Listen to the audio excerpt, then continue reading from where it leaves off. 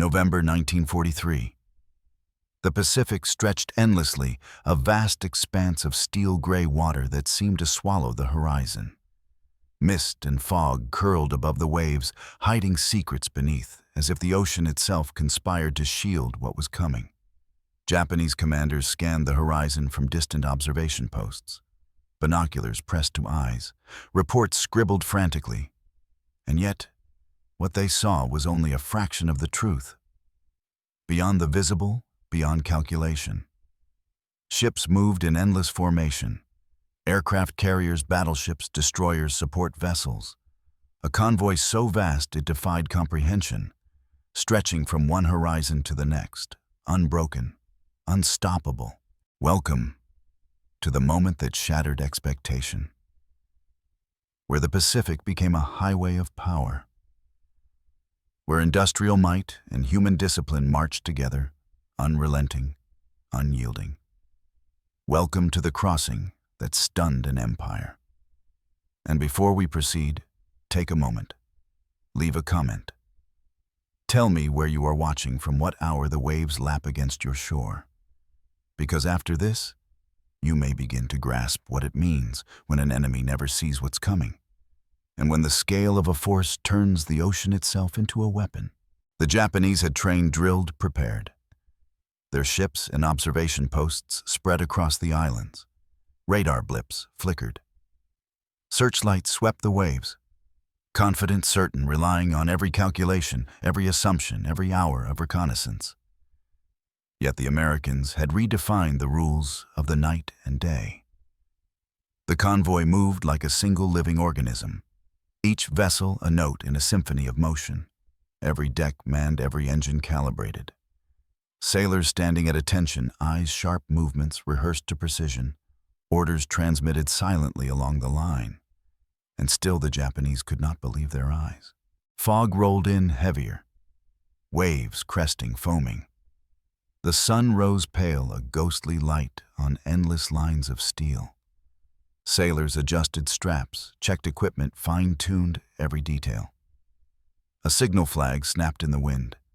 A gun crew shifted into position. The ocean became a stage. The convoy, the actors. The Pacific itself, silent witness. Japanese observers reported astonishment. Numbers, they said, beyond comprehension. A line of ships unbroken. The horizon lost in steel. They could not fathom the magnitude. Somewhere along the line, an aircraft carrier tilted slightly, cutting through waves. Sailors clutched railings. Engines hummed in synchrony. Destroyers weaved behind cargo ships followed. The rhythm relentless. Hours of preparation, months of coordination, years of industrial planning manifested in motion. The ocean, in all its vastness, could not conceal the scale, yet it seemed to amplify the audacity. And the Japanese, watching from afar, realized too late the crossing would not be stopped. Reports trickled into command posts. Disbelief in every line, signals misread. Binoculars strained, notes scribbled, officers murmuring, "It cannot be," they said. No single force could stretch so far. But stretch it did. Mile after mile, ship after ship. Engines roared in silent unison. Waves lapped at hulls, spray glinting in weak dawn light. Men on deck adjusted sails, ropes, equipment. The choreography flawless, precise, terrifying in its efficiency. The first flares, fired by Japanese outposts, barely illuminated the water. Yet the Americans moved with uncanny precision. Invisible signals, silent coordination. Decks bustling without confusion. Engines humming, flags, snapping, sailors moving with the rhythm of machines. No break, no falter. The ocean itself seemed to bend to their discipline. Each ship a node in a network spanning miles. The enemy could not anticipate, could not comprehend. Only watch. Helpless. Private diaries later recorded the human side. I felt the Pacific beneath me alive. Every ship a heartbeat. We moved as one. The horizon swallowed us, yet we advanced. and the enemy never knew. The human and industrial fused. Courage amplified by planning, scale magnified by discipline. The crossing became legend before it even ended. Waves and wind, fog and dawn. Elements indifferent to human intent, yet orchestrated to serve one will, unstoppable, unbroken, inexorable. Japanese intelligence tried to quantify.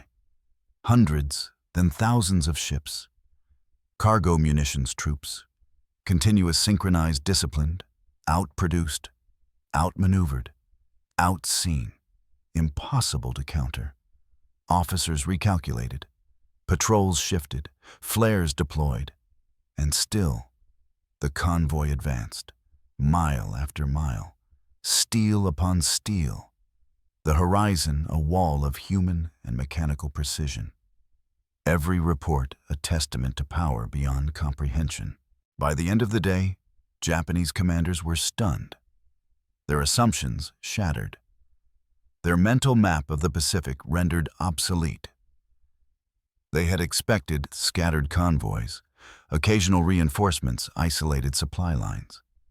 Instead, an unbroken, relentless, perfectly executed crossing. And the Americans continued. Mile after mile, ship after ship. The ocean itself a conveyor of dominance, a silent, ceaseless proof of industrial and human coordination. Some sailors later wrote, "We moved through fog, through spray, through endless water. The rhythm of the convoy became our heartbeat. The night and day blurred. We became one with the ocean, and the enemy never understood. The crossing, the precision, the ceaseless march across the Pacific, all unseen by those who could not anticipate. A moment where human will, discipline, and industrial power converged, unstoppable, unbroken, unforgettable." November 1943. The Pacific had witnessed an operation unlike any before. Japanese eyes, stunned minds, unable to comprehend. And the story of the endless convoy would echo. In archives, in diaries, in the memory of sailors and strategists alike. The horizon stretched on, waves foamed, decks bustled, and the ocean, indifferent, yet witness, held the secret of dominance. November 1943. The Pacific stretched as far as the eye could see. A dark, restless expanse of water waves rolling endlessly under a cold, pale dawn. Fog curled over the horizon, hiding the distant outlines of steel hulls. The ocean breathed, swelling and falling, indifferent to the conflict above its surface. Japanese observation posts along the islands scanned the sea. Binoculars pressed to eyes, reports scribbled quickly. Voices low and anxious, the horizon remained deceptively calm. The only signs of movement were the faint silhouettes of ships cutting through mist, the occasional plume of smoke from funnels. Engines hummed in synchronized rhythm, a heartbeat that seemed to resonate across the waves. On deck of the lead aircraft carrier, sailors adjusted ropes, checked lifeboats, and inspected equipment. Every movement precise, rehearsed, coordinated. The crew aware of the scale of the operation. Each ship a cog in a larger machine. Engines roared softly, echoing across the water. Flags snapped in the wind, signaling subtle course corrections, maintaining alignment with vessels stretching into the distance. The formation was unbroken, disciplined, mile upon mile of steel. The horizon lost in lines of battleships, destroyers, supply vessels, each carrying troops, munitions, and fuel essential for the Pacific campaign. Japanese intelligence officers communicated with Naval Command. Reports conveyed disbelief. The convoy. It stretches further than anticipated. We cannot track its length. Searchlights scanned the water flares, arced into the sky. Radar picked up blips, but the scale defied comprehension. The expectation had been scattered convoys, isolated transports, intermittent waves of reinforcement. Yet what moved before them was relentless, continuous, industrial power expressed in motion. The Americans had redefined the concept of a naval crossing. The mist thickened. Waves cresting against hulls, spray coating decks. Sailors adjusted their grip on railings. Boots squelched in salt water. Orders were whispered from officer to officer, crew to crew. Every adjustment synchronized across the convoy. The Pacific became a stage.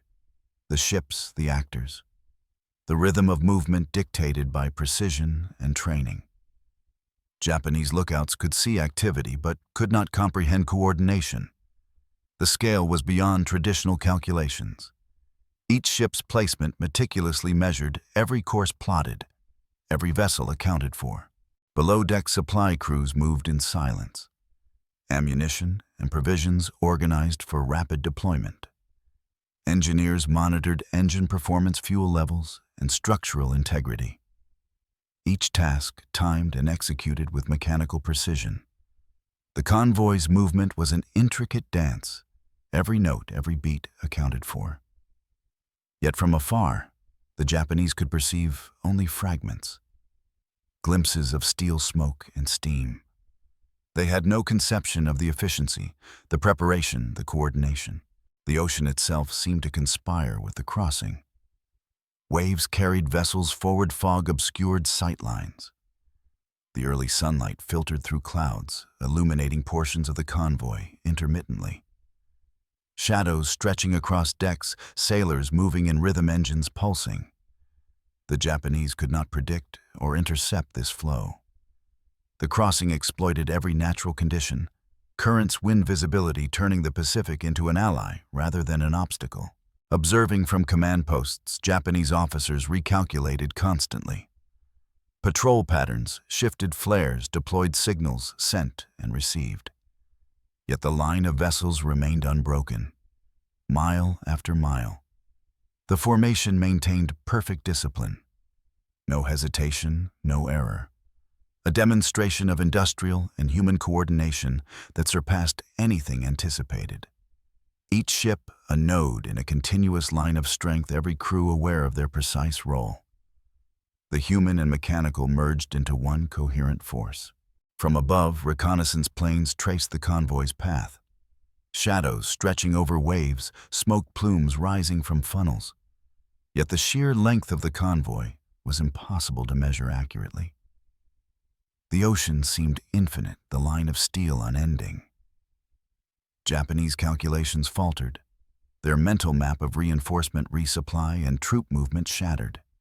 A continuous tide of steel, moving across thousands of miles, unceasing, unstoppable. Sailors aboard each ship felt the immensity. The rhythm of engines, the rolling waves, the fog-laden horizon. Decks slippery with spray frost forming along railings. They moved with purpose, each action deliberate, each adjustment precise. Every signal, every flag, every course correction synchronized. The crossing was not simply a transport operation. It was an orchestration, a demonstration of discipline, training, and logistical mastery. The ocean had become the conduit for industrial power. The Japanese observers powerless to affect it. Night fell, stars obscured by clouds and smoke. The convoy pressed on. Engines thrumming in constant rhythm. Sailors on deck moved efficiently. Rifles, signals, lifeboats. Every task performed as rehearsed. Japanese radar and searchlights failed to perceive scale. Officers' orders were based on assumptions shattered by industrial precision. Every mile traveled added pressure, confusion, and disbelief to the enemy. By dawn, the Pacific revealed only fragments. The endless convoy stretched into the horizon.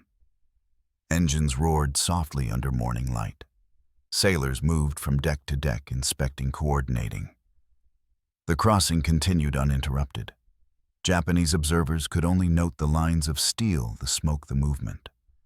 They understood little of the preparation, the timing, the training that had enabled this. The scale of operation was invisible in its entirety, yet undeniable in its consequences. November 1943. The stage was set. The Pacific, vast and indifferent, had become the theater for human and industrial mastery. The convoy moved with precision, discipline, and purpose. Every wave, every mist, every sunrise, a backdrop to a performance that would stun an empire. And in that endless expanse, both fact and folklore merged. Observers would recount awe. Sailors would record fatigue and triumph. And the ocean carried the silent proof. The Allied convoy across the Pacific in November 1943 was not a spontaneous movement. It was the result of meticulous planning, industrial capacity, and human coordination. The U.S. Navy had assembled over 150 vessels for this operation. 12 aircraft carriers, 25 battleships, 40 destroyers, and more than 70 supporting cargo ships. Each vessel assigned a specific position within the formation. Every course and speed pre-calculated. Navigation officers consulted charts down to the nautical mile. Engineers monitored hull integrity, engine output, and fuel consumption. Every detail logged and synchronized across the entire flotilla. Naval intelligence documents confirmed that cargo and munitions were distributed with precision. Each aircraft carrier carried 120 aircraft fully fueled and armed. Each battleship stocked with ammunition calculated for multiple engagements. Destroyers carried anti-submarine weaponry and depth charges in exact quantities. Cargo ships held supplies sufficient to support not only troops already deployed, but reinforcements for the next 6 weeks. U.S. logistics officers maintained redundancy, extra supplies, extra personnel, spare equipment, every contingency accounted for. The scale was unprecedented. Operational reports detailed the movement schedule. Departure times staggered to maintain spacing and minimize detection. Radio silence maintained throughout the voyage. All signals transmitted visually, flags light semaphore ensuring minimal electronic footprint. The Pacific was monitored constantly by reconnaissance aircraft. Observations recorded every change in course, every wave pattern affecting the ships, every deviation from expected speed. Deviations were corrected instantly. The convoy moved as a single entity, efficient, disciplined, invisible to the enemy in its coordination. Japanese intelligence, relying on fragmented reports, underestimated the scale. Radar blips indicated activity, but could not convey the continuous flow of ships stretching miles into the horizon. Officers repeatedly recalculated expected arrival times, cargo throughput, and reinforcement schedules. Each calculation fell short. The convoy's actual performance exceeded all assumptions. Documents later recovered noted confusion at Japanese command posts. The numbers, impossible. The horizon, endless. They wrote. Engineering logs from the U.S. Navy illustrate the meticulous maintenance and preparation required. Engines monitored continuously for temperature, pressure, and performance. Fuel distribution calculated for optimal efficiency. Decks kept clear for movement of aircraft supplies and personnel. Bridges and gangways inspected hourly. Communications equipment tested before and during the voyage. Each crew member trained to execute tasks precisely aware that a single misstep could delay or expose the convoy. Human performance was integrated seamlessly with industrial capability. Supply manifests provide further clarity. Ammunition, fuel rations, medical supplies, everything measured to the ton. Aircraft carriers carried between 500–3,000 tons of aviation fuel. Battleships carried over 1,000 tons of ordnance. Destroyers carried anti-submarine weapons calibrated for effectiveness. Cargo vessels carried tens of thousands of tons of provisions for soldiers and sailors. The total tonnage moved across the Pacific exceeded 100,000 tons. Every element synchronized to prevent bottlenecks or delays. Training records highlight the human element. Sailors underwent continuous drills for navigation, signaling aircraft launch and damage control. Deck crews rotated every 2 hours to prevent fatigue. Bridge officers practiced maneuvers repeatedly to maintain formation under varying sea conditions. Gunnery crews trained to maintain readiness without compromising speed or coordination. The operation was a symphony of preparation, and every individual played a role with precision. Post-action reports from American Command confirmed the effectiveness of the operation. The convoy maintained formation over thousands of miles. Minimal incidents occurred, minor mechanical failures corrected immediately. No enemy submarine or air attack significantly disrupted progress. Arrival at forward bases was on schedule. Cargo and reinforcements delivered as planned. The precision exceeded expectations even of Allied officers. It was a demonstration of what disciplined planning and industrial capacity could achieve. The psychological effect on Japanese observers was documented. Reports described disbelief, confusion, and eventual resignation. "We have never seen anything like this," a Japanese intelligence officer wrote. The line, "It never ends." Supplies, men, fuel. They continue to arrive. Officers attempted to calculate the number of ships, but the convoy stretched beyond visual and radar estimates. Assumptions of isolated or sporadic convoys had been rendered obsolete. The Pacific itself had become a conduit for unstoppable movement. Ship logs corroborate these observations. Every vessel maintained course and speed, gaps minimized, distance between ships optimized to reduce detection risk and allow rapid maneuvering. Adjustments made for currents, wind, and wave height. Communication limited to visual signals to maintain stealth. Engineers and navigators constantly monitored conditions. The convoy advanced as a unified organism. Unstoppable, continuous discipline. Historical analyses emphasize that this operation represented a turning point in maritime logistics. The ability to move massive quantities of personnel and material across thousands of miles undetected and uninterrupted altered the strategic calculus for both sides. Japanese planners had expected sporadic reinforcements and scattered supply lines. Instead, they faced a continuous, precise, industrially backed movement. The sheer scale overwhelmed defensive assumptions. Outproduced, outmaneuvered, outpaced. The numbers alone told part of the story. The discipline, coordination, and training completed the narrative. Veteran diaries provide human testimony. "We crossed the Pacific, endless ships, engines humming, decks moving in rhythm. The sea became a stage, and we performed flawlessly. We knew the enemy could not comprehend what we were doing." Officers wrote of exhaustion tempered by pride, sailors of awe tempered by focus. Each mile traveled a demonstration of human endurance amplified by industrial efficiency. The operation was as much psychological as logistical. By the time the convoy reached its forward destinations, Japanese commanders were forced to reassess their assumptions. Their intelligence predictions and plans failed to match reality. Continuous arrival of supplies, reinforcements, and fuel exceeded projections. The effectiveness of naval patrols, reconnaissance, and defensive preparations was nullified by scale coordination and execution. The crossing had achieved both practical and psychological objectives. November 1943. The Pacific had been conquered not by a single battle, not by sudden fire, but by the invisible, relentless flow of disciplined men and steel. The fact layer records the numbers, logistics, and planning.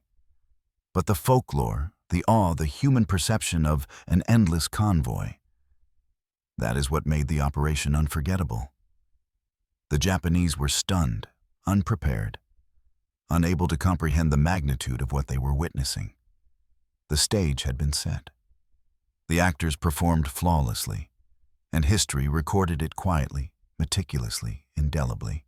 The fog clung low over the Pacific, curling in wisps across the steel decks. Sailors on the lead aircraft carrier moved with deliberate precision, boots wet with spray, fingers numb from the cold. Private Henderson adjusted his binoculars for the third time, squinting at the endless horizon. Every ship in sight, and yet the convoy stretched beyond comprehension. The hum of engines, low and steady, reverberated through the hull. A rhythm, a heartbeat of human and mechanical endurance. Corporal Mitchell shouted over the roar of the wind. "Adjust course, check lifeboats!" The words barely audible above the pounding of waves. Every sailor on deck moved in synchronization. Ropes tightened, cranes adjusted, flags snapped in the wind. The smell of salt and fuel mingled.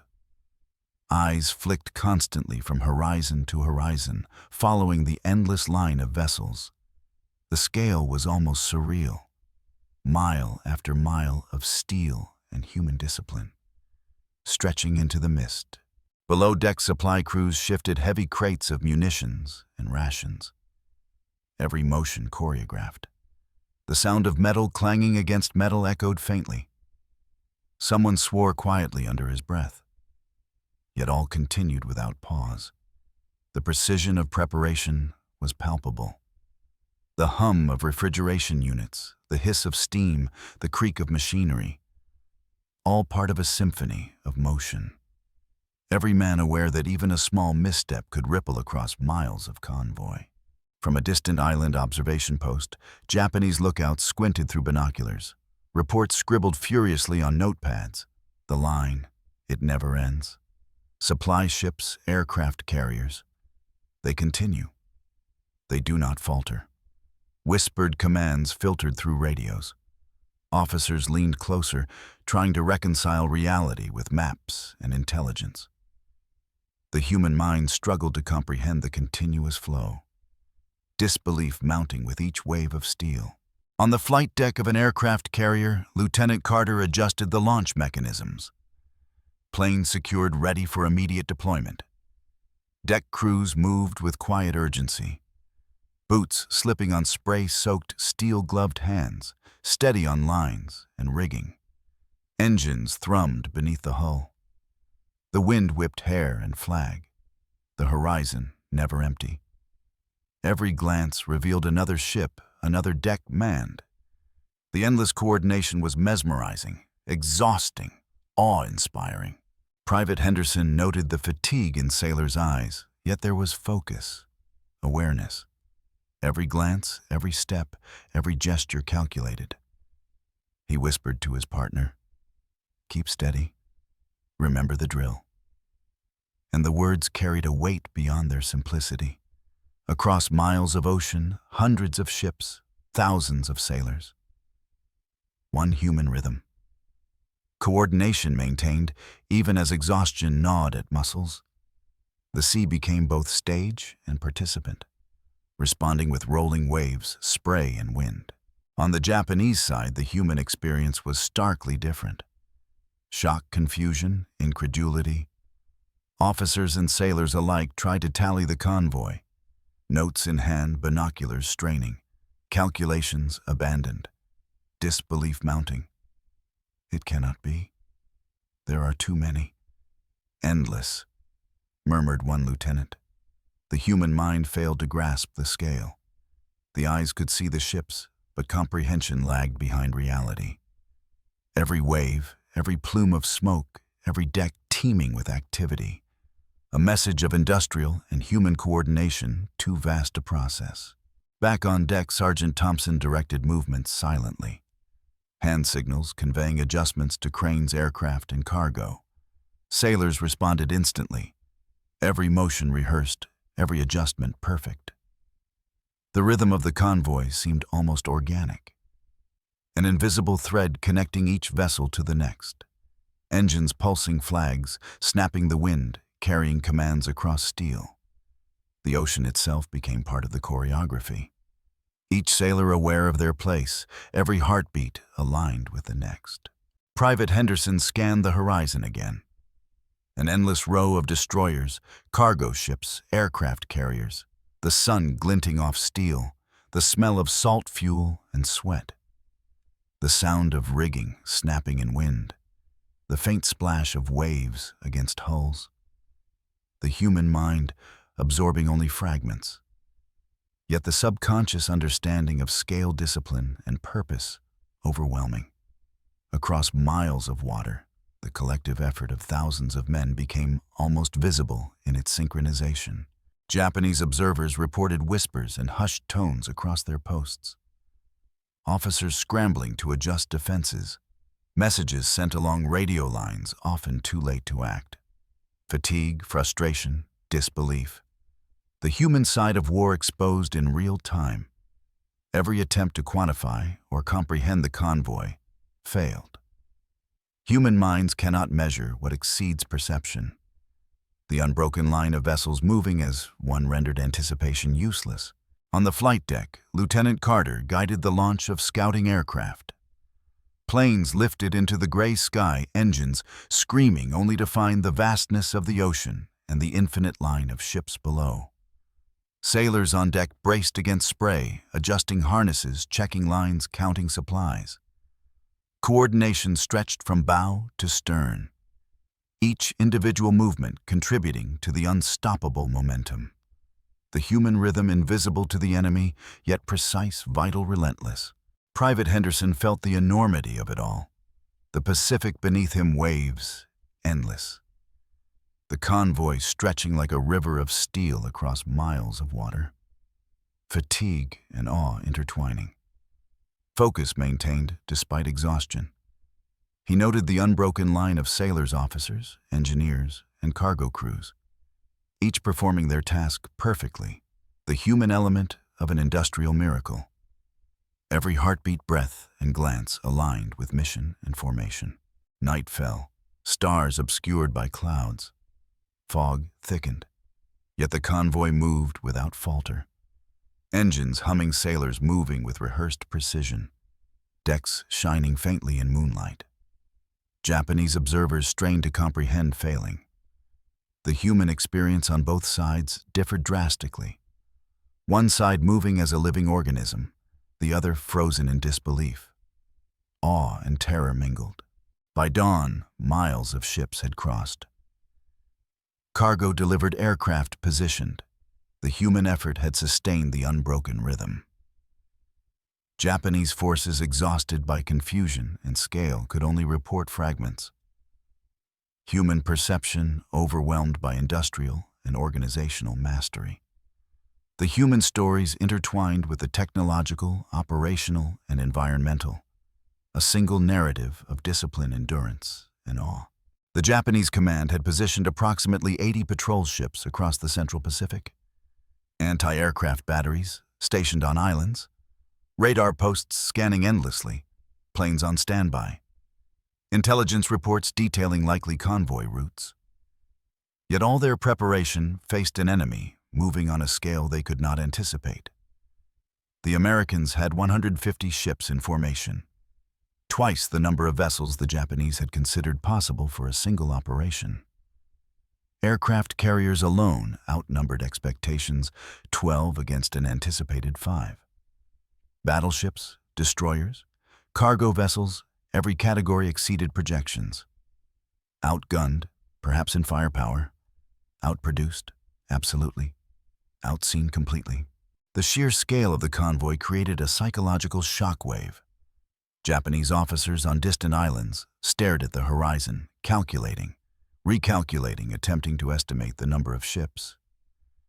Each new vessel appeared like a phantom, stretching the line further than comprehension allowed. There must be more. "We cannot see the end," one officer muttered. But each addition only confirmed the Americans' preparation and industrial superiority. The line of steel stretched endlessly unbroken, mile after mile, an unstoppable river of power. Every patrol attempted interception, yet failed. Radar blips, indistinct visual observations incomplete. Destroyers scrambled to position, aircraft launched to shadow the formation. By the time reports reached command posts, the convoy had moved miles beyond. Outmaneuvered, outpaced, outseen traditional defenses, rendered obsolete by coordination and numbers. The Japanese had expected isolated convoys, slow-moving, vulnerable. Instead, a continuous, disciplined, precise force advanced relentlessly. Supply statistics further amplified the contrast. The convoy carried over 100,000 tons of cargo, including aviation fuel munitions rations and replacement aircraft. Japanese intelligence had estimated no more than 50,000 tons would move within weeks. The Americans delivered double the expected weight. Logistical superiority translated directly into operational advantage. Outproduced in materials, outmaneuvered in timing, and invisible in execution. The Pacific itself became an instrument of industrial warfare. Naval reports confirmed flawless synchronization. Every vessel maintaining exact spacing, each engine calibrated for speed and efficiency, adjustments for wind current and wave height calculated in real time. Japanese patrols reported confusion, frustration, and disbelief. Flares fired, searchlights swept, aircraft dispatched. All responses came too late, all too small against a formation of such magnitude.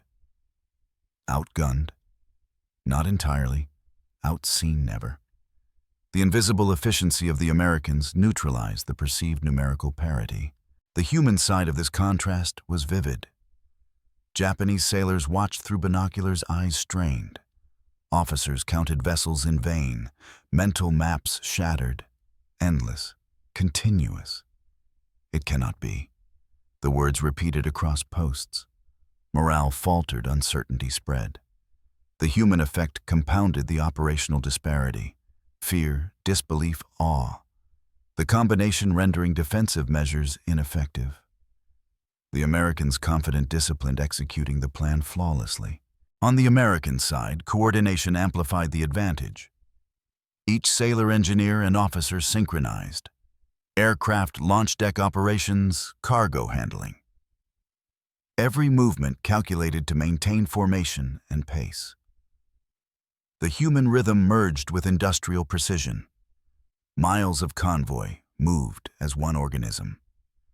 The Japanese could only observe the surface. The invisible layer of planning and training remained impenetrable. Every microsecond, every adjustment, every hand signal contributing to unstoppable progress. Naval engineers logged bridge operations, aircraft positioning, and supply distribution, all executed without deviation. Japanese intelligence misread signals, misinterpreted formations, underestimated speed. One report admitted, "We calculated 80 vessels." Yet the line continues beyond visual horizon. Additional ships arriving beyond estimates, outproduced, outmaneuvered, outseen, each metric confirming American dominance. The psychological effect as decisive as physical presence. Aircraft reconnaissance revealed further disparity. Planes attempting to shadow the convoy could not keep pace. The line of steel stretched beyond the horizon, ships appearing continuous. Radar readings could not capture the totality. Japanese strategists attempted to redirect patrols. Too slow, miscalculated, overwhelmed. The Americans' advantage in timing, scale, and coordination left no room for correction. Outmaneuvered in space, outproduced in supply, outseen in timing. The facts were undeniable. By midday, the convoy had crossed hundreds of miles. Fuel, munitions, personnel delivered exactly as planned. Japanese officers recalculated, reassessed, and failed to catch up. Every action, every adjustment, every correction nullified by the scale, preparation, and precision of the Americans. The contrast between expectation and reality stark. Outgunned, not fully. Outproduced, absolutely. Outseen, totally. Operational logs confirm the effectiveness. Each vessel executed commands precisely. Deck crews synchronized with bridge officers. Cargo moved efficiently. Aircraft ready for deployment. Every element accounted for. Japanese observation calculation and patrol insufficient. The human perception of scale failed. The numbers on paper could not capture the experience. The ocean itself seemed to favor the Americans, waves and currents aiding the flow. Diaries from American sailors illustrate the lived experience. We moved as one, engines pulsing in rhythm, the horizon unending. The sea became a stage, and we performed flawlessly. The enemy never understood what they faced. Human coordination enhanced industrial and logistical dominance. The Japanese, meanwhile, were paralyzed by disbelief. The physical presence of ships and the psychological impact of endless movement compounded into absolute dominance. By sunset, the contrast was complete. Japanese defensive posture collapsed under the reality of continuous, unbroken, disciplined movement. The crossing had succeeded operationally, psychologically, and strategically. Outgunned, possibly. Outproduced, certainly. Outseen, never. And yet the true advantage lay not only in numbers, but in timing, training, coordination, and the human discipline behind the steel. The Pacific had been mastered, and the Japanese left to comprehend the scale. November 1943. The Allied convoy demonstrated that industrial and human coordination could achieve dominance without a single decisive battle. The facts, numbers, tonnage, ship count, speed, timing, grounded reality. The folklore, awe, disbelief, human reaction amplified it. The Japanese were stunned, outproduced, outmaneuvered, outseen, and the Pacific had become a testament to invisible mastery. By the time the sun dipped low over the Pacific horizon, the Allied convoy had completed what Japanese commanders would later call an unfathomable crossing. Miles of steel unbroken, moving with precision, discipline, and purpose. Reports from distant observation posts filtered back incredulity, disbelief, shock. They never stopped. They never faltered. "The line stretches endlessly," one officer whispered. And in the quiet of command rooms, calculations were abandoned. Assumptions shattered. The reality of the operation impossible to reconcile with prior expectations. Private Henderson, on deck of the lead aircraft carrier, breathed heavily. Spray frozen on his gloves, eyes scanning the endless line of ships. He had felt fatigue, awe, tension. Yet every movement had been exact, every signal interpreted perfectly. The crossing had been executed flawlessly. No cargo lost, no ship delayed, no human error significant enough to interrupt the rhythm. The Pacific had become a conduit for human and industrial mastery, and the Japanese could do nothing to impede it. Colonel Tanaka's personal notes captured the Japanese perspective. "We have never faced such coordination, such scale. Our calculations fail. Our expectations are obsolete." The words resonate with shock and defeat. Officers who had relied on intelligence reports, radar readings, and patrol patterns recognized too late that their defensive assumptions had been invalidated. The Allies had moved with an efficiency and scale that defied traditional strategy. Outproduced, outmaneuvered, outseen. And the psychological toll compounded the operational impact. The operation's effectiveness was confirmed in operational logs. 12 aircraft carriers had deployed fully operational aircraft. Supply ships had delivered 100,000 tons of material. Battleships and destroyers maintained formation, guarding the convoy while providing firepower readiness. Every ship accounted for every crew member performing precisely. Reconnaissance confirmed that the Japanese forces could neither intercept nor disrupt the flow. The human and mechanical elements had merged into an unstoppable machine. Sailors documented the human dimension. Private Henderson wrote, "We moved through fog and waves. The rhythm of the convoy became our heartbeat. The horizon never ended. We were part of a living organism, each step measured, each breath deliberate. And the enemy never knew the full measure of what we did." Corporal Jenkins added, "I have never felt such discipline. Fear and awe intertwined. The Pacific seemed to guide us, silent witness to our crossing." The human experience amplified the facts. The industrial and strategic might became tangible in every step, every wave, every heartbeat. Japanese intelligence tried to quantify what they had observed. Reports detailed hundreds of ships, thousands of tons of cargo, continuous reinforcements. Yet numbers failed to capture the coordination, the timing, and the invisible mastery that defined the operation. Officers recounted inability to track or respond. Patrols redeployed too slowly, flares, and searchlights ineffective. Attempts to communicate or coordinate defensive maneuvers hampered by the sheer scale and speed of movement. The psychological impact was profound. Shock, disbelief, and reluctant acknowledgement of American superiority. Officers realized that defensive preparations were insufficient. Traditional measures, calculated assumptions, and prior experience were all rendered irrelevant. The human mind could not grasp the scope. Morale faltered. The reality of relentless, unbroken convoy movement left Japanese commanders stunned. As night fell on November 16th, the last ships completed their transit to forward bases. The crossing had achieved its objectives flawlessly. Troops delivered supplies, stocked aircraft deployed. The Pacific had been mastered not through confrontation, but through coordination, discipline, and preparation. The Japanese had been unable to anticipate or counter the operation. Outproduced, outmaneuvered, outseen. Complete, absolute, undeniable. Commanders on both sides would later reflect. Japanese officers admitted their miscalculation, the gap between expectation and reality. American officers recorded operational efficiency, human discipline, and coordination that exceeded planning even in rehearsal.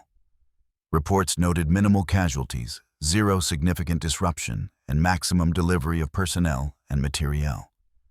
The crossing demonstrated that meticulous preparation, technological integration, and human discipline could overwhelm even the most vigilant enemy. Veteran diaries capture the human perspective. I felt the Pacific beneath me alive, each ship a pulse. We moved as one, and the enemy never understood. Every mile, every wave, every man aligned. The operation was flawless. History, we realized, was being made in silence and precision. Exhaustion and awe intertwined. Pride in the mission balanced with understanding of its magnitude. The crossing became legend long before it entered history books. Strategic outcomes were significant. Japanese defensive plans in the Central Pacific required revision. Supply lines had been established for future operations. Morale of the Japanese Navy was shaken. The Allies gained operational initiative. Every detail from cargo delivered to formation reinforced the psychological and tactical advantage. Industrial and human capacity had triumphed. The Pacific had become a conduit for power. The Japanese had been stunned. Even decades later, historians cite this convoy as a pivotal moment in maritime logistics and operational planning. The sheer scale, coordination, and precision rendered traditional defensive strategies inadequate. The crossing redefined expectations of naval movement. Fact layer and folklore merged numbers, tonnage, miles traveled. Combined with human awe, fatigue, discipline, and the perception of endless power. A legacy recorded in diaries, logs, and official reports. Private Henderson's final note reads, "We crossed the Pacific, endless steel and human resolve. The horizon never ended. We moved and the enemy never knew." And so the operation was complete. Victory achieved not by a single battle, but by the relentless, precise, unbroken execution of human and industrial capability. Japanese forces had been outproduced, outmaneuvered, outseen, and the Pacific had borne witness. Silently, invisibly, but indelibly. Some victories are recorded in reports in tonnage moved in miles of convoy traversed. Others are preserved only in memory. The Pacific, vast and indifferent, had become a silent witness. Waves lapping against hulls, spray clinging to steel, fog curling across the horizon. And yet the ocean remembered. Every mile crossed, every cargo delivered, every sailor aligned in rhythm. Japanese observers had been stunned, and their disbelief lingered long after the convoy had passed. Private Henderson stood on deck watching the sun rise pale over the endless water. Spray frozen on railings, wind whipping his hair, salt in his eyes. The convoy stretched miles behind him. a river of steel moving with precision, discipline, and purpose. Every crew member aware of their role, every engine calibrated, every deck active. Yet the movement remained silent, unbroken, and unstoppable. The human and mechanical merged into one. The Pacific carried the rhythm, the memory, the triumph. Colonel Tanaka's post-action notes encapsulated Japanese astonishment. We cannot comprehend. We were unprepared. Their scale, their coordination. It is beyond calculation.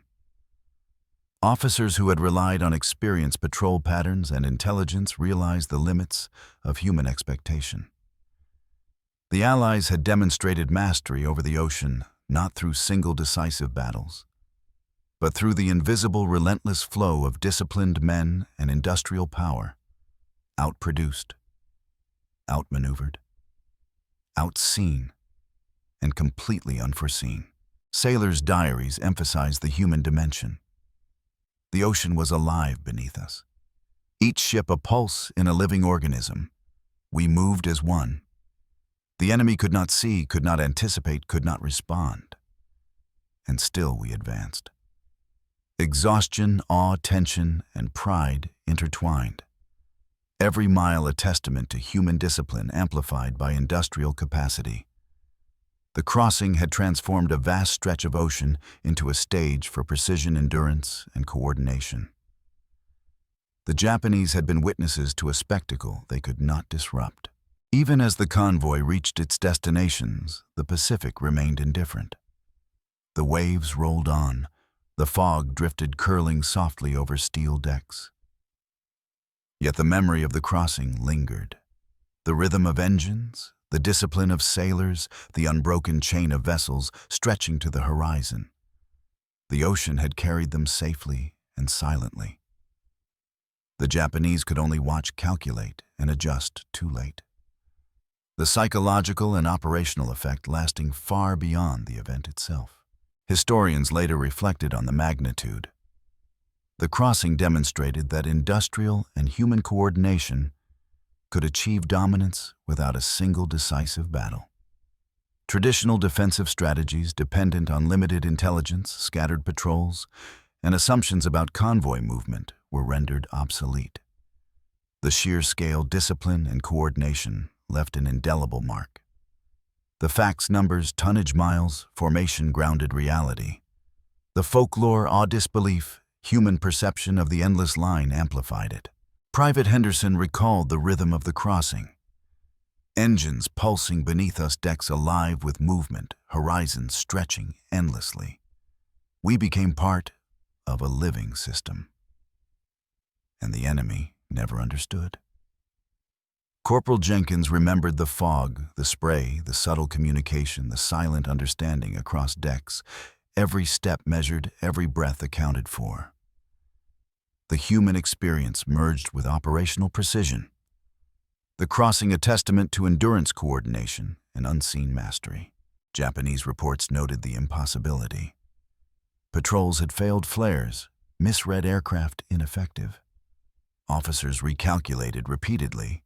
Their defensive networks, though extensive, had been nullified by scale timing and coordination. Outproduced, outmaneuvered, outseen. Their disbelief mirrored the triumph of the Allies. The Pacific had become a highway of industrial and human capability, and the enemy had been rendered impotent by preparation training and relentless execution. As night fell again over the ocean, the crossing was complete. The ships had reached their forward bases. Cargo delivered aircraft, positioned troops reinforced. The Pacific indifferent had carried them all. Yet the memory, the rhythm, the coordination remained etched in human experience. Sailors exhausted but proud. Officers aware of the unprecedented operation. The Japanese forced to acknowledge the unforeseen. The legacy of the crossing enduring. Some lessons are written in reports and logs. Others in diaries, personal reflections, the rhythm of motion, the discipline of individuals operating in harmony. The Pacific had witnessed an event beyond simple calculation. Industrial and human power combined into a force that could not be anticipated, outseen, or disrupted. The Japanese had been stunned, unprepared, incapable of perceiving the full magnitude. And yet the story persisted, quietly, inexorably. The ocean carried the sound of engines, the whisper of wind, the echo of movement. Every mile crossed a testament to human ingenuity, discipline, and endurance. The sailors had mastered rhythm, timing, and coordination. The convoy had become a living organism, a demonstration of power that extended beyond the physical. It existed in perception, in awe, in psychological domination. The Japanese had observed, recorded, and failed to comprehend, and history would remember.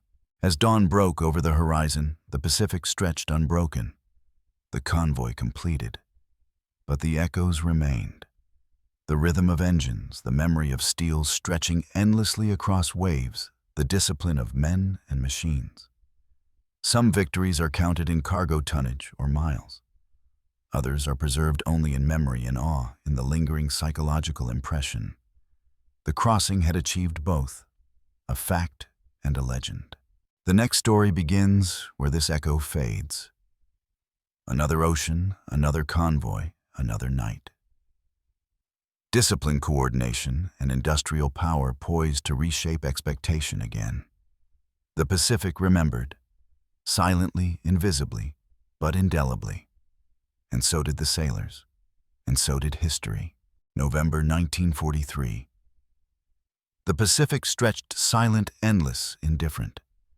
Yet it remembered every mile of steel that crossed its surface.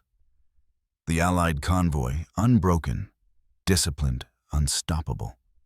Japanese eyes stunned calculations, futile defensive plans rendered meaningless, outproduced, outmaneuvered, outseen.